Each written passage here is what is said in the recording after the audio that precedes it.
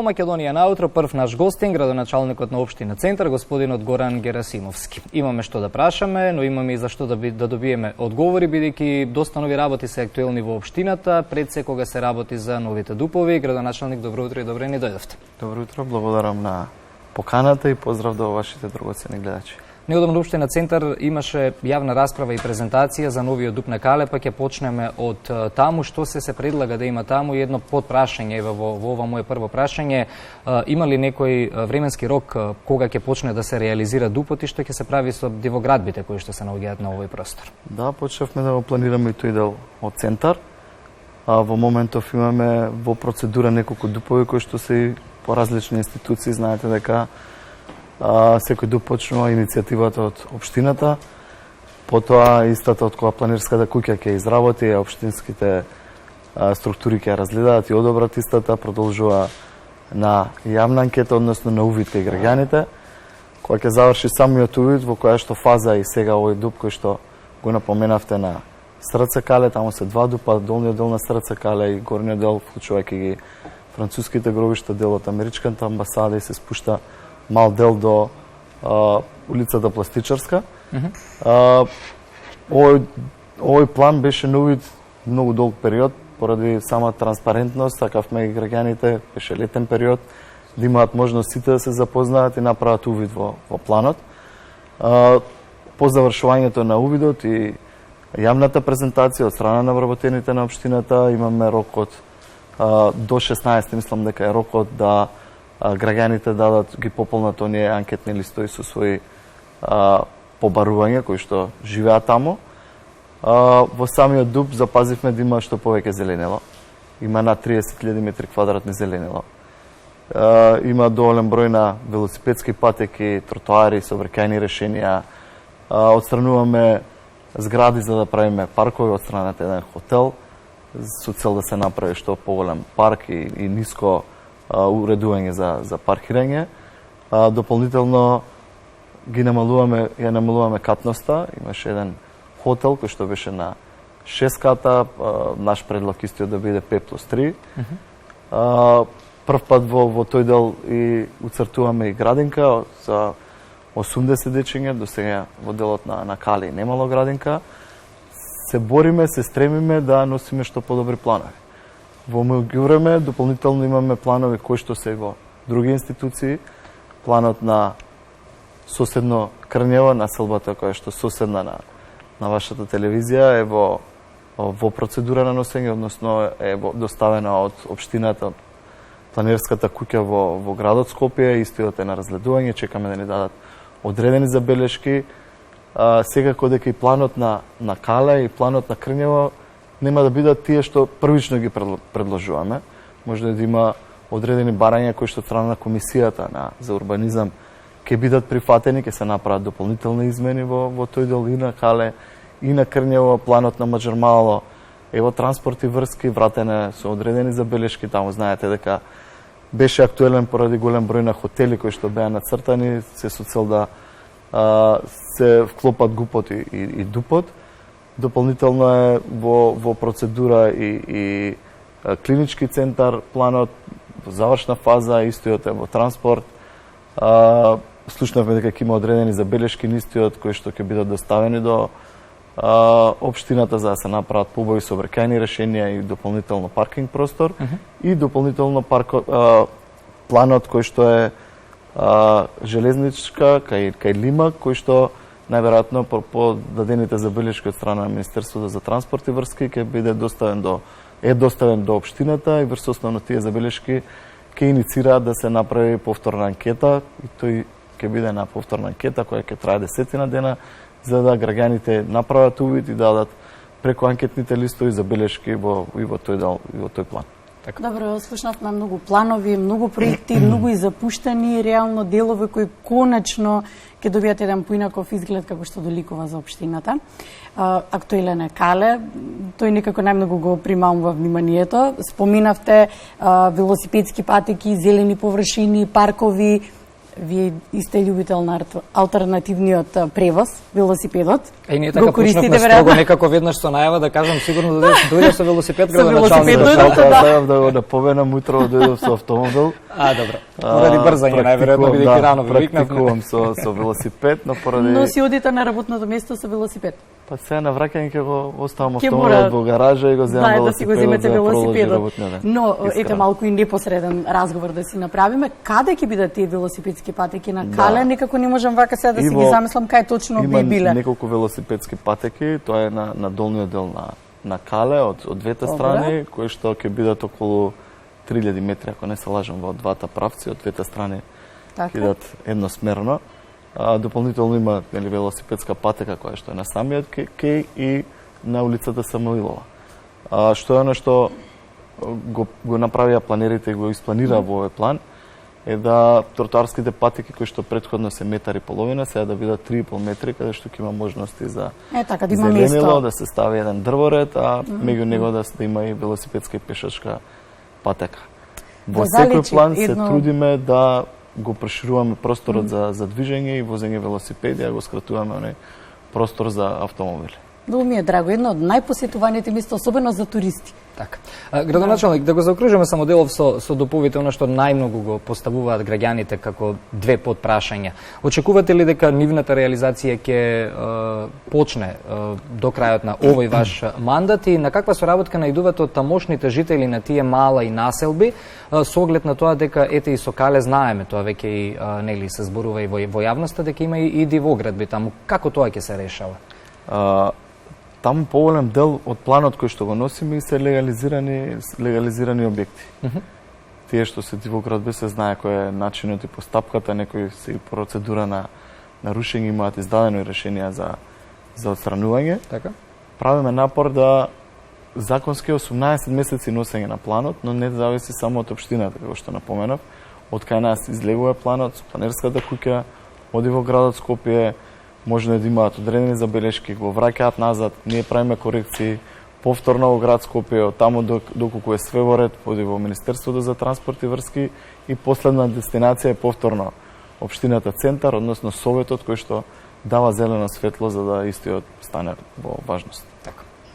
Секако убави проекти се најавија и особено ме радува тоа дека ќе добие некаков поинаков лик. Убав и пак ќе кажам некои споминавме спроти на Скрњево, некои запуштени места со години да живнат, што би се рекло. Има многу планови кои што се носат многу години. Дел од нив и јас кога стапив на функција ги раскинав договорите, тоа е планот во Буњаковец 1 и 2, каде што и парцелата на Треска која што беше актуелна изминатиот период. Так. И таму е планот на парк во Дебармало кој што исто се во процедура на повторен избор на планерска куќа кој што ќе носат нов план во тие два реони. Се стремиме и во делот на Треска, како што напоменав многу пати, изминативе неколку недели да преку регулација која што ќе направи градот Скопје, имавме состаноци, најдовме заеднички јазик. Се надевам дека процедурата што побрзо ќе отпочнат и ќе може и општината да го одвои тој дел, односно градот да го одвои, општината да донесе еден нов план за што побо да урбанизираме и тој дел од Треска. Така.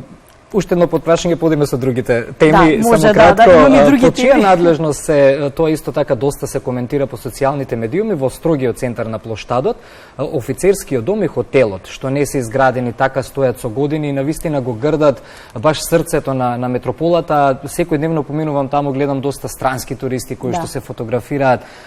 Ке мрдне ли тоа од мртва точка таму или тоа не е воопшто под никаква надлежност на општина Центар? Едниот објектите, пошто се два, а таму и споменикот и на мајка Тереза, која што и тоа го заборавив, надлежност на Министерството за култура, но овие два објекти мрдна, не знам дали сте прошле изминатите неколку недели, поднесени се документи за измена во градба. Јас правам напор, се видов и со собствениците да што побрзо ги завршат тие објекти. Едниот од објектите има изминато 10 години од отпочнување на градба, со самото тоа треба да плаќа одредени пенали кои што се отпочнати да се плаќаат кон општината Центар додека не се заврши самата градба. Правам напор да што побрзо истите бидат завршени поради тоа што се лоша слика и за општината и за градот и за сите нас. Да не бидат оставени на забот на времето. па на крај, да. 10 Да не се години, како случи што тоа, кажав, да. стојат, Да. правиме напор да што побрзо ги завршат. Добро, идеме, ајде имаме други теми, имаме многу и проекти.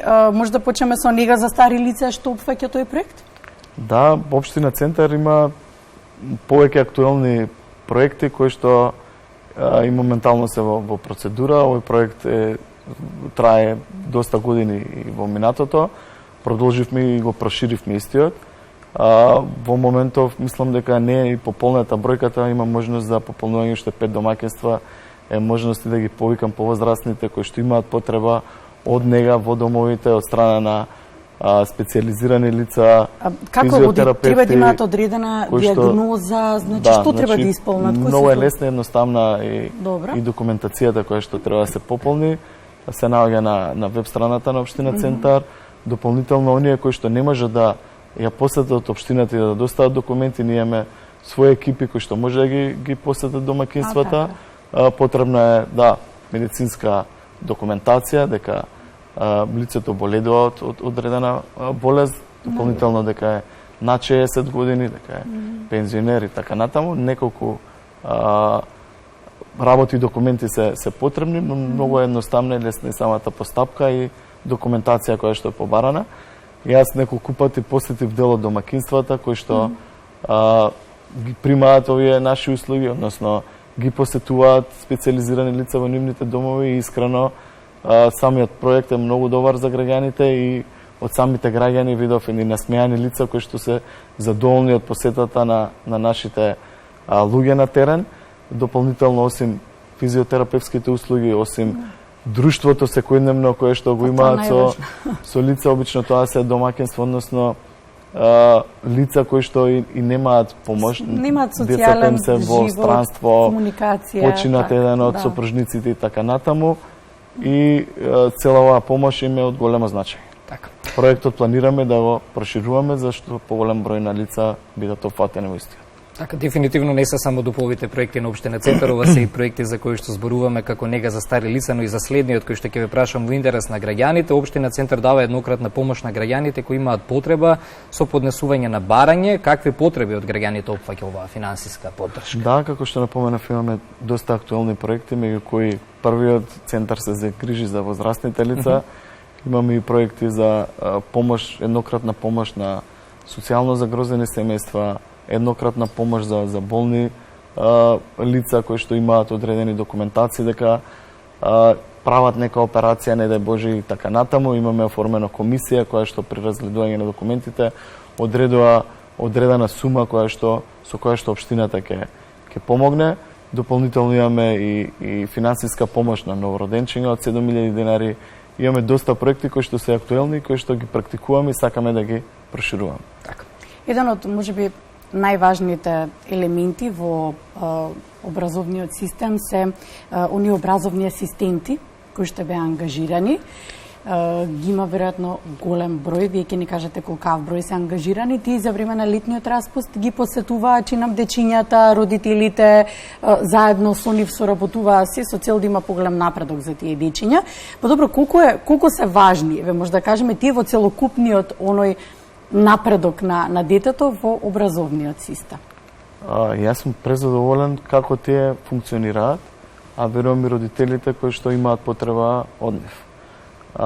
Ние во разговори со родителите и со одредени здруженија овозможивме да во текот финансиски средства, да во текот и на летниот период по нивно барање, поради потреба од помош на родителите и домаќинствата, неколку пати во текот на неделата личните асистенти ги посетуваат тие домаќинства и тие дечиња, овозможувајќи им време и простори на родителите да завршат некои сопствени и домашни работи. Ова лето имавме 7 лични асистенти кои што ги посетуваа оние фамилии кои што имаат потреба нивните дечиња да бидат згрижени и посетени од страна на асистентите, и сум сигурен дека и самите дечиња и семејствата се задоволни од самата нивна посета и начин на функционирање.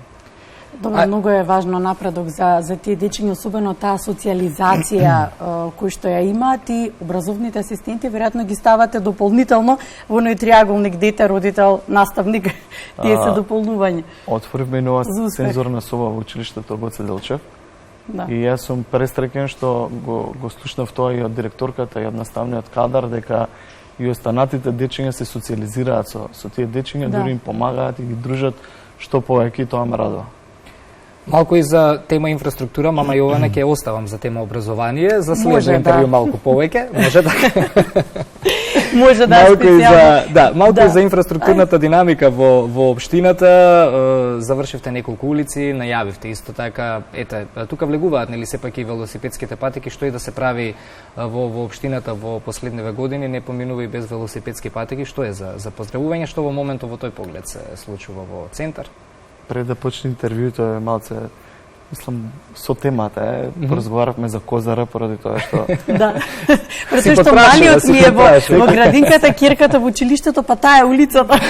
Што мора да се пројде. Да, што мора секако да се пројде. Истата малку се доцне, искрено јас и многу размислував и не бев голем иницијатор да се почне самата улица, поради тоа што таму и во моментов се градат згради и има поднесено барање за уште куќи кои што ќе па таму имаше многу запуштени куќи, градоначалник, веројатно и од тие причини, имаше притисок и нервоза од страна на дел на граѓаните, поради тоа што се направи изминативе неколку години градежна зона и јас кога почнав кога седнав во општината, во моментот се градеа околу 11 згради, имаат поднесено, ако не се лажам, уште 2-3 барања за згради.